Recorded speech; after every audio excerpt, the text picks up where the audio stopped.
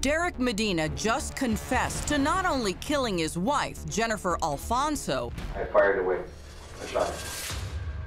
but also ghoulishly posting a photo of her murdered body on Facebook. And then this shocker from Medina. The same guy who bragged to police about being an amateur boxer with a 25-0 record tells investigators he shot his wife 8 times in self-defense, even though she didn't even have a weapon. Are any of those injuries life-threatening? No. Well, I mean, it feels like it. But cops and prosecutors didn't buy it. Derek Medina is charged with first-degree murder. The murder of Jennifer Alfonso was a huge case in Miami. We've had a lot of bizarre murders in Miami, but this one really was in a different league. Just because of the fact that Derek put Jennifer's body on Facebook really said something unreal about the digital age. A little over 2 years later, Derek Medina goes on trial. The atmosphere in the courtroom was very emotional. It was very raw. First up, the prosecution's opening statement. He shot her. Not one time to get her off him. Not twice to make her stop. Ladies and gentlemen, the evidence will show that he emptied the clip. 8 shots at Jennifer, causing 21 entry and exit wounds. And what did he do then? He did what people do when they win. He told people about it. He took a picture of her and he posted it on Facebook. Calling many witnesses over several days, the prosecution lays out its case, asserting that Derek walked away from the fight not to leave, but to get his .380 caliber gun. According to Mr. Medina's statement, at what point exactly did Jennifer pick up the knife? After he entered the kitchen with a firearm. He fired, emptying his gun, then took a photo of her bullet-ridden body and posted it online. Next, it's the defense's turn.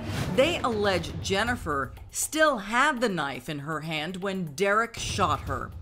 Derek's defense for the trial was that he acted in self-defense and that he was a victim of spousal abuse. Spousal abuse?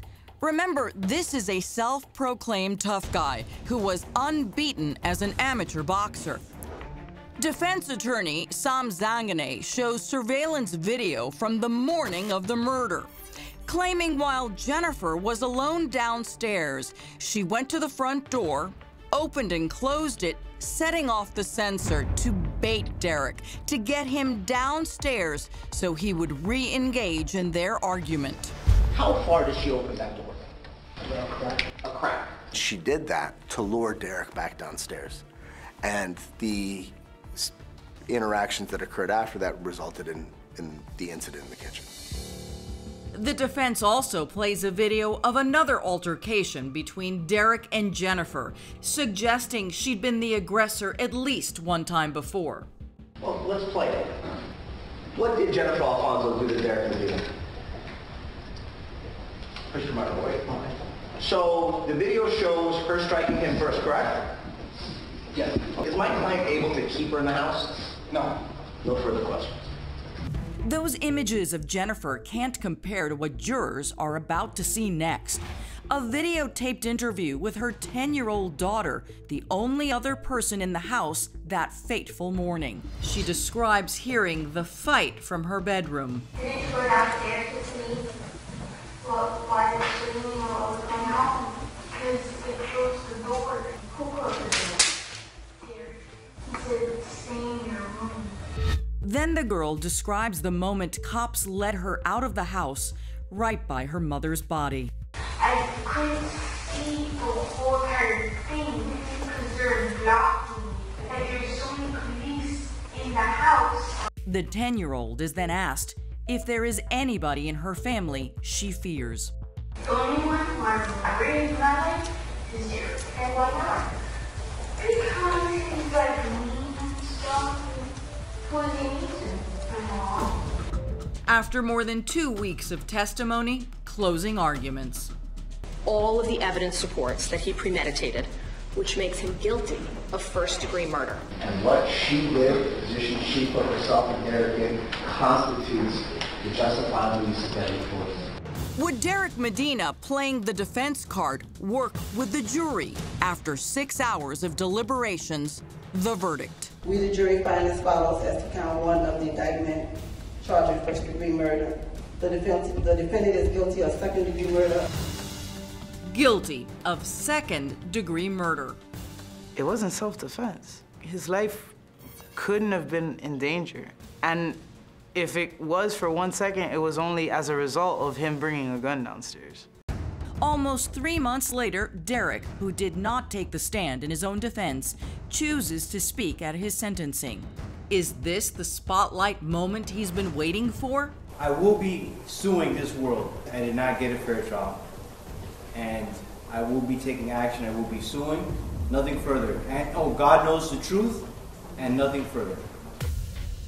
Derek Medina is sentenced to life in prison, though he is appealing his conviction. There was a substantial amount of evidence that we weren't able to introduce. We had photographs in her phone with regards to satanic rituals. There's a lot of things that we had that we wanted to introduce, but the court limited our ability to educate the jury with regards to that.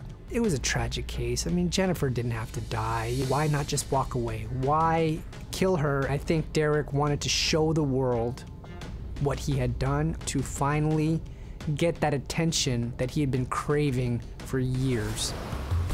For Daisy, Jennifer's absence is still painful and incomprehensible. After all this time, I still don't believe it.